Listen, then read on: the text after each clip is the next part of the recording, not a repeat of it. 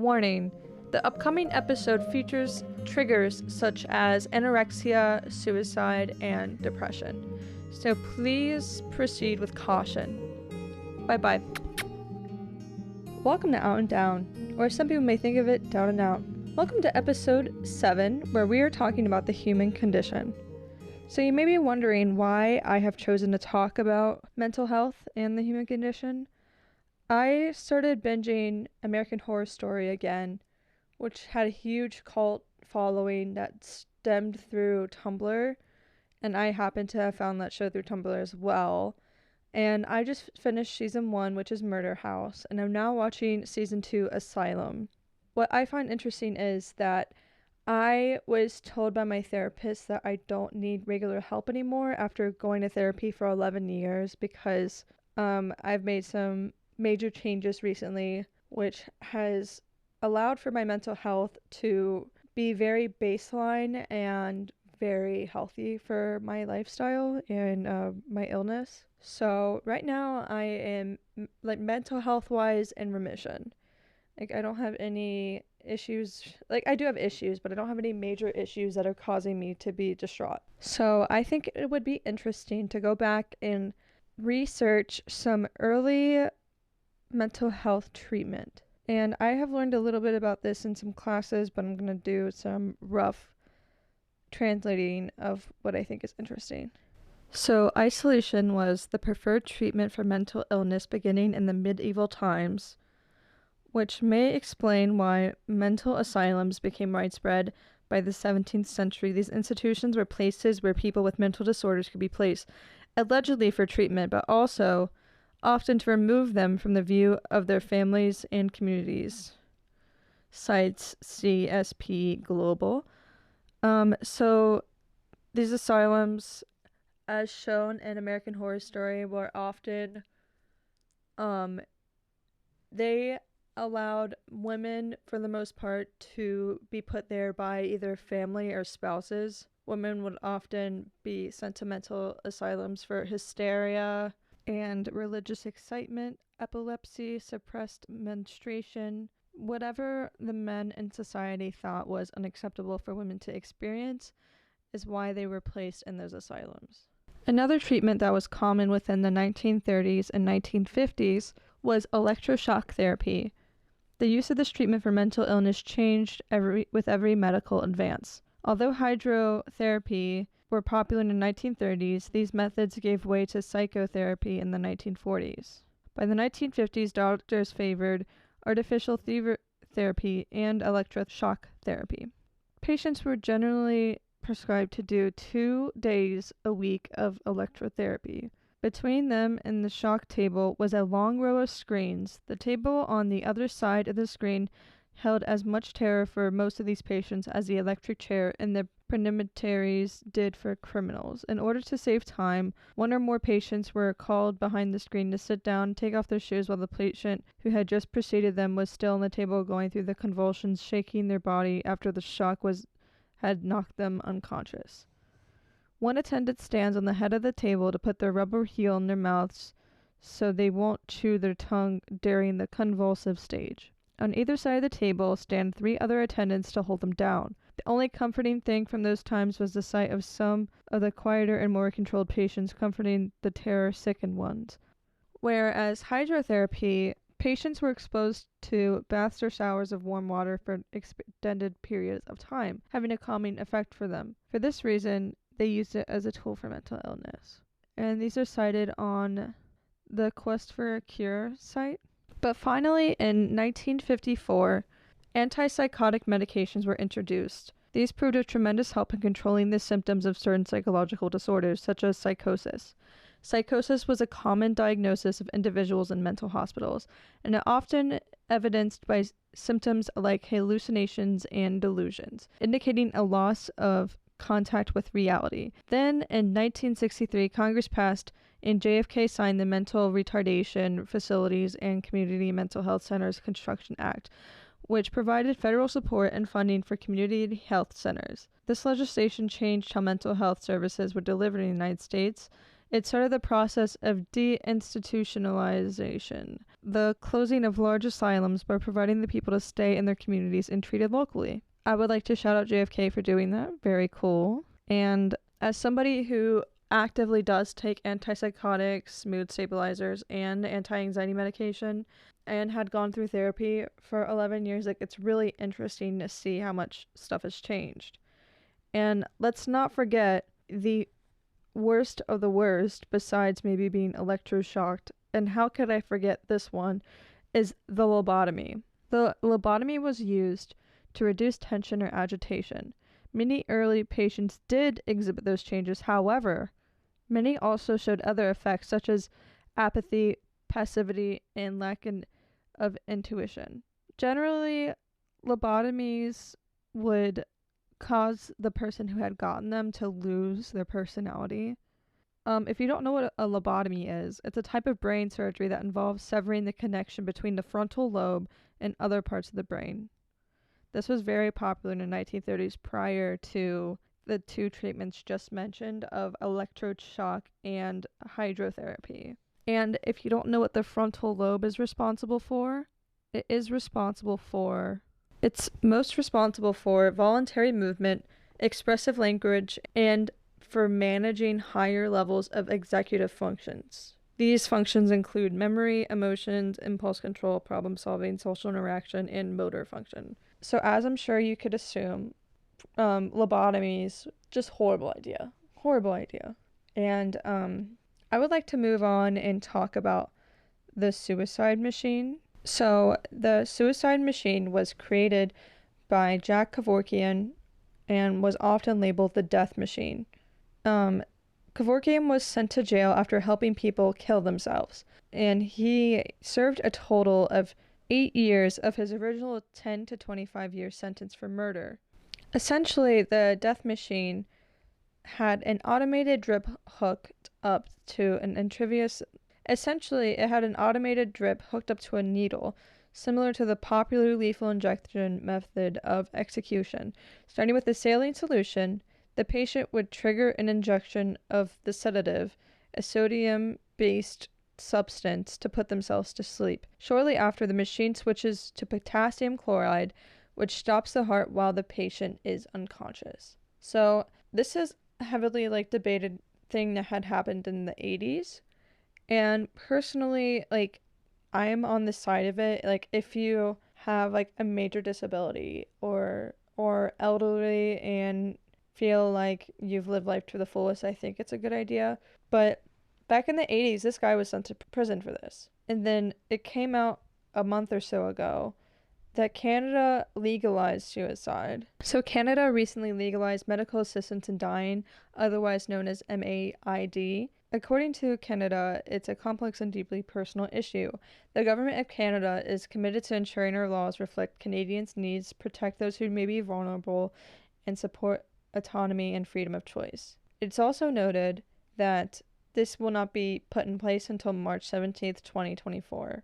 So in February of 2015, Supreme Court of Canada ruled Carter v. Canada that part of the criminal code would need to change to satisfy Canada's Charter of Rights and Freedoms. The parts that prohibited medical assistance in dying would no longer be valid. And eventually, Canada legalized self-suicide for those within the domain of psychiatry, such as depression and personality disorders. It does not include neurocognitive and neurodevelopmental disorders or any conditions that may affect cognitive abilities. So, there are two methods of medical assistance in dying available in Canada. Method 1. A physician or nurse practitioner directly administers a substance that causes death, such as an injection of a drug. This is sometimes called clinical administered medical assistance in dying. Method 2. A physician or nurse practitioner provides or prescribes a drug that eligible person takes themselves in order to bring their own death. This is sometimes called self-administered medical assistance in dying, which is very intriguing to think about. To be eligible for this, you must be at least 18 years old and mentally competent, have a grievous medical condition, and give consent to dying. So the grievous medical condition does include having a serious illness, disease, or disability, being in an advanced state of decline that cannot be reversed, and experiencing unbearable physical or mental suffering from your illness, disease, disability, or a state of decline that cannot be relieved under conditions. Personally agree with this. If you do have some sort of condition that can't be fixed, or like you've tried every mental health medication in the world and you feel like being alive is not for you, I think it's a great idea, because if you think about it, suicide rates are pretty high, right? And I think it's just easier for the people in the family to be aware that it's going to happen, and the person that does it doesn't have to worry about like the cleanup. And I think it's overall beneficial for people of that mind state that are like, I do not want to be alive anymore. So I think it could help out a lot, because the United States currently has suicide to be illegal. And it kind of makes sense, kind of doesn't. In my opinion, I don't think it should be illegal, because obviously that person is going through some sort of suffering that pushes them to that edge.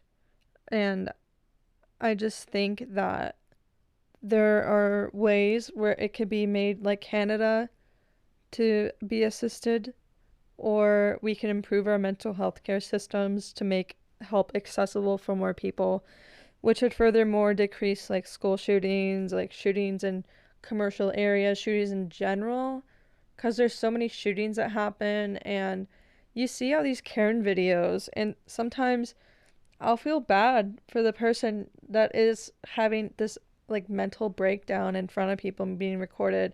Not to justify yelling at customer service representatives, but I think a lot of that has to do with like this person isn't getting their mental health validated, treated, and they tend to lash out at people, causing like a huge scene. And I feel like this whole group of people could very well have a better life if they had help to mental health care like easier. And I also think that another thing that contributes to these negative thoughts in people in America is lack of media literacy. There are so many things out there now that can be misleading. For instance, I tried to sign up for healthcare, but I'm not 26 yet. I was just browsing. I've gotten like 20 telemarketer calls a day, and my grandma gets telemarketer calls, and things that like older people don't know are misinformation.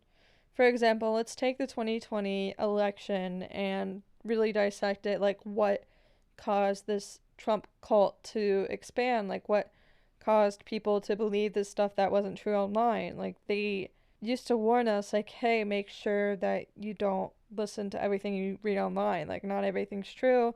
And then the same people who raised us to believe that are believing this stuff with this Trump cult, like that the election was rigged, that January 6th was an act of freedom, you know? And it's just like such serious stuff to like dive deep into. Because you also see this in like teen girls. Like teen girls will see these models with like perfectly toned bodies, airbrushed skin, and not recognize that that's not obtainable. And sometimes you'll even see these models like unposed, or they'll list the 5 procedures they have done on their face like regularly. And a lot of teen girls, like even myself, like I grew up in the Tumblr area where anorexia was like very like common. Like there was a lot of images of like people sucking in with like their rib cage showing, and just people that looked like they had malnutrition. Models on America's Top Model that were told they were fat when they just had like a more healthy body, like they were considered plus size even though they were a size 6. And it's just so hard not to take everything you see to heart, and it takes a certain skill to know like what's real, like what's not real. And I don't think that's something we really think about too often. And I know this is a really serious episode compared to the other ones, but it is called Out and Down. This is a podcast about feelings, about chatting things out and really diving like deep into emotions, even though sometimes we don't dive too deep, but we still take a little dive. you know? We're still trying to be invested. We're still trying to, get at it. And I personally just think it's so important to be self aware, right? That's the big thing. Like, if you feel you are not happy in life and you reflect inward and you don't know how to fix anything, see a therapist. Or if you do see the things that you don't like about yourself, figure out how to change them. Because I was close friends with this person, who I'm not going to name, obviously, that lacked self awareness. And you try to tell them, like, hey, these are my boundaries. And then these are things that I don't appreciate being criticized about myself because, A, these are my insecurities. And B, the words you're saying are just mean. Because it's totally different to bring self awareness. Like, hey, maybe you should try this. Instead of, hey, you're wrong because XYZ. It's another thing to be like, for example, hey, for example, your friend's like, hey, I have issues eating fruits and veggies. Like, I've tried and like this, nothing works. And what, like, I would say is, have you tried blending them and making them into a sauce? Have you tried everything that's widely available? Maybe you should try this one because it's more easily digestible, instead of being closed-minded and not really exploring more options. That's what I would have to offer somebody. But I'm also an ENFJ. If you don't know what that is, it's a personality type. I'm considered the protagonist, so this would include characters such as like Carrie Bradshaw. And I'm just the type of person to, offer a helping hand. And I can't be around other people that either shit on my advice or backhand me for my advice. So back into my personality. If you're curious, you should go to 16personalities.com and take a test. It doesn't take very long. So I'm considered an ENFJ, which I mentioned, protagonist. It's a personality type with extroverted, intuitive feeling and judging. These people that exhibit these traits tend to have strong ideas and values. They back their perspective with the creative energy to achieve their goals. Protagonists feel called to serve a greater purpose in life. Thoughtful and idealistic, ENFJs strive to have positive impact on other people and the world around them. These personalities are rarely shy away from an opportunity to do the right thing, even when doing so is far from easy. ENFJs are born leaders, which explains why these personalities can be found among politicians, coaches, and teachers. Their passion and charisma allows them to inspire others, not just in their careers, but in the arena of their lives, including their relationships. Few things bring people with the ENFJ personality type a deeper sense of joy fulfillment than guiding their friends and loved ones to grow into their best selves. And that's within a few sentences in. And I align so much with this personality type more than I would astrology. I feel like astrology is so, I don't want to say basic. Some astrology stuff I think makes sense. And I'm not here to hate on the astrology girlies. I am slightly one, right? But I think it's so vague. Like, so many things can be related to so many people. And you know what I've realized since I've gotten older? When I was a teenager, I really wanted to be a unique person. And now I'm finding comfort in how similar we are. Like, we all need the basic needs. Obviously, shelter, sleep, food, water, whatever. Communication, maybe that's one of them. And like, why can't we agree on more things? I'm getting sidetracked. So if you are an astrology girly, I will go through my stuff for that as well. So I am a Virgo. My element is earth. My strengths are that I'm logical, analytical, kind, hardworking, and practical. My weakness is that I'm shy, I worry, overcritical of self and others, all work, no play. I don't think that's... You know what? I am kind of a workaholic. I do love surrounding myself with work, so that makes sense. But I also don't really see myself as shy.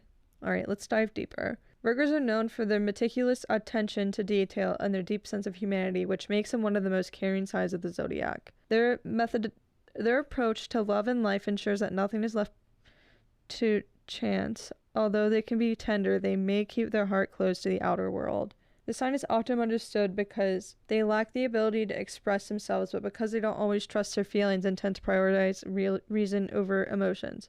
I would just say that I'm a very reasonable person. I try to be more rational than emotional, because if you are too emotional, then you get caught up in your emotions, and sometimes you make a decision that could have been avoided if you had sat down and thought about it more. But I think that's also a flaw within myself. Like, I tend to sit down and try to make a decision for days on end. Like, I don't know how I feel about something until I rationalize and pick it apart. And that's just like the type of person I know. And as for more mental health advice, if you're laying down at night thinking about doing something, just get up and do it. And I know that's easier said than done, but as somebody who used to work from home all the time, it's so nice to get out and go to the library and work, or like a local coffee shop. It is so nice. Just like change up little things so not every day feels the same. Whether that's like taking a different route home from work, or taking your lunch break at like a different restaurant, walking through the park sometimes. Like, just those little things make me feel so much better, and will often make you feel better about just like, existing in the human condition. Because what human condition really is about is living in the moment, like growing, focusing on your mental health and your wellness. Like, really write things down. Like, it doesn't have to be perfectly written down, like, like perfect handwriting. And that's honestly why I prefer to write in a notebook, is because I can see my handwriting from different moods. Like, if it looks like it's scratched on, it looks like I was in a bad mood that day, or maybe I was in a hurry to write stuff down. Or really just planning ahead also makes everything feel so much better. Like, putting a schedule out if you work from home, like, today I am working on freelance stuff, and then mark out, oh, I'm taking Wednesday or like Friday off. And not even like personal growth, but growth within relationships. Like, am I checking on this friend enough? Am I showing how much I care? Am I treating my friends, family, and partner with respect and lovingness? Am I really taking into account, like, how many people out there really do care for me, and how many people I care for? Because it's such a mutual understanding that you should have. Like, A, boundaries, B, what you enjoy doing with this friend. For example, not every friend is for every moment in life. And I think it's really important to remember that, because there are friends I don't see very often, and I know they have friends that are closer to them, but I also have friends that are closer to me. For instance, I have one friend I'll see twice a year, and it's a blast, and we will sometimes chat here and there in between seeing each other. But it's like those few times we hang out, I'm like, wow, like, I'm so lucky to have you in my life. Like, this person I'm thinking about right now, we've been friends for 12 years, and I'll see him every so often. And it's just so nice to be able to catch up and see somebody and have it be so natural, even though you don't see them very often. And then I also have friends that I've been friends with since high school that I see more often than this friend. For example, the friend I'm thinking about, she's more of a friend that I would stay up late with and play games with and yada yada yada. I wouldn't ask this friend to go to the grocery store with me. I wouldn't bring this friend home to like a family party, And once you start seeing somebody in numerous circumstances of, oh, I would go to the store with this person and go on vacation, yada yada yada, that person is easily one of your best friends, if not your best friend. Because I don't know about anyone else, but once I really become attached to someone in a friendly or romantic manner, my love language is quality time. I want to spend as much time as possible with this person where I am completely undistracted and able to focus my attention on them. They are my main squeeze, and I hope I'm kind of their main squeeze too. But if not, it's fine, because not everyone's going to feel the same way about you that you feel about them. And I think if we're all going to exist on this planet, we should try to do so in a way that is productive for us. Not work wise, obviously, but also feeling wise. And I know talking about mental health is very like awkward conversation. Like, it's not easy to tell somebody I'm starting to see friendship wise, hey, I'm bipolar. Because there still is that stigmatism of, well, you're not a good person if you have this because you have a mood disorder. Like, you could snap at any moment.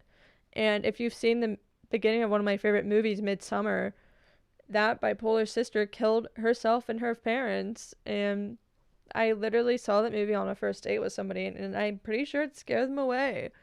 And it's definitely a disorder that people think can be treated over time, but it can. And if you or a loved one got recently diagnosed with bipolar, like, don't lose faith. Because, like, when I got diagnosed in 2018, I was like, oh, my life's over.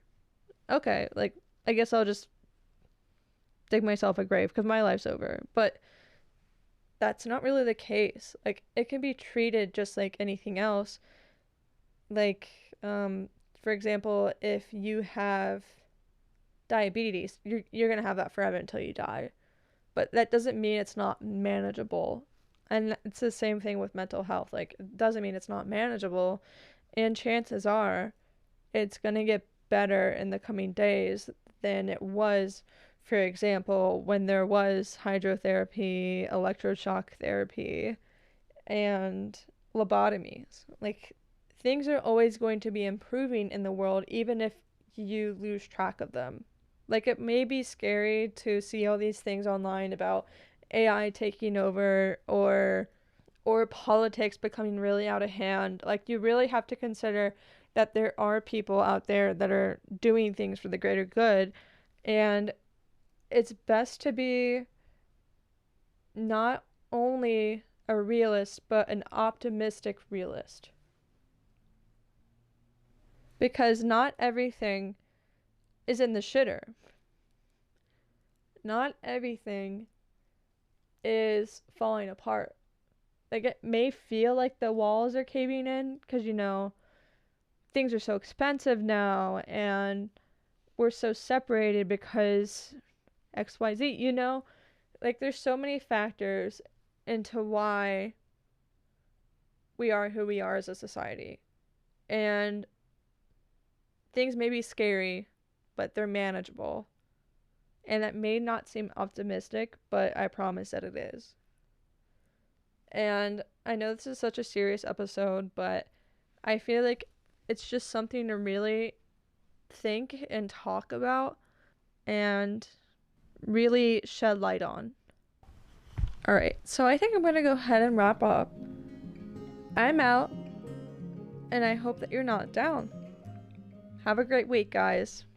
Bye.